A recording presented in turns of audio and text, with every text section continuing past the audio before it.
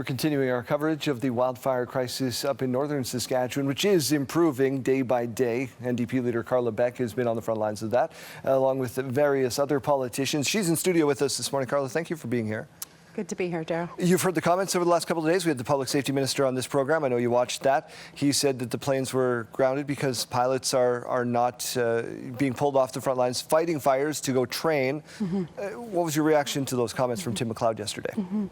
Well, I guess two different issues here. So one, we have the new water bomber that we were assured back at the beginning of May would be ready to go, as the minister said. Obviously, it's not. They didn't have a plan to make sure that there was someone the pilots available to be able to fight fires. Yesterday, we revealed that not only that almost half of the existing water bomber fleet has been grounded since last year, August and September of last year. Again, we were assured, the people of this province, the people of the North were assured that the Saskatchewan Party government was ready to go this fire season, and clearly they were not. People are angry and they have questions we haven't heard answered. Counter argument to that is that wildfire seasons are coming earlier, they're coming more unexpected, they're coming faster, and a lot of these were, as you've heard, intentionally set. As many as 2 people have been charged with arson. As many as 30, the minister said yesterday, could be charged by the time this is all said and done. 80 wildfires caused by human-related incidents, whether that's sparks from an ATV or so forth and so on. So is it fair to say that maybe the plan was in place, they were on the rails to get there, and this just came up way too fast? Well, as you said, fire season is coming earlier and earlier. It's on the government. This is the responsibility of the government to be prepared.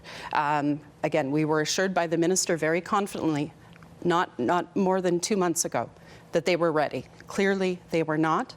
There is a difference, of course, between those that are intentionally set and those that are caused by human activity, as you said, by an ATV spark. And there is a responsibility, certainly for all Saskatchewan people, to do everything they can to be fire safe.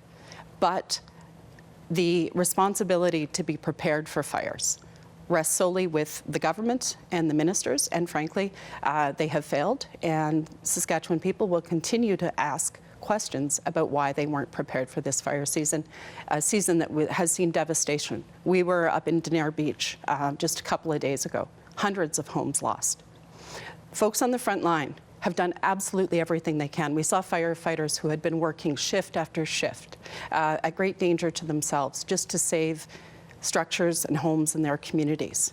They were doing everything they could. People pitching in to bring meals, to make sure that the supplies were there, medical care was available. What they have not seen is a government that has taken responsibility for their lack of planning or any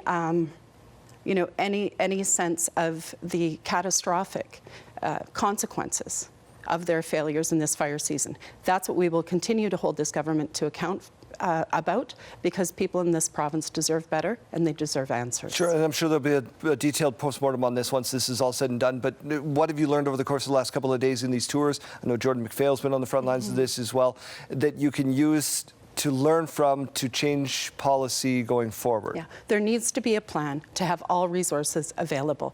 Those planes that are sitting on the tarmac are not available to fight fires. That needs to be changed. There needs to be a plan to ensure that there are enough mechanics, that there are enough engineers, that there are enough pilots. That's the national crisis that we're dealing with. There's a shortage across the board. That doesn't absolve the government of the responsibility to make a plan to ensure. You know, we heard from people on the front line that there are issues that can be addressed. They want to work with the government, work with the agencies to ensure that they're addressed. But we have a government that, instead of digging in and making a plan, continually tries to distract or make excuses on this and so many other issues. The other thing that I will say, we're not into July yet. This fire season is not over, unfortunately. And the government has to do everything that they can right now to admit what has gone wrong and to fix it, to get those planes up and ready to go in case we see, unfortunately, a dry July or a dry August. There have been some rains, very much needed respite in the last few days. But that doesn't mean that the government can, rest. They need to address these issues. They need to be accountable for the failures that have happened, and they need to move quickly to ensure that we don't see devastation like we saw in places like Sucker River and Denier Beach. Yeah, thank you, Carla, for your time. Appreciate it. Thank you. We're back right after this.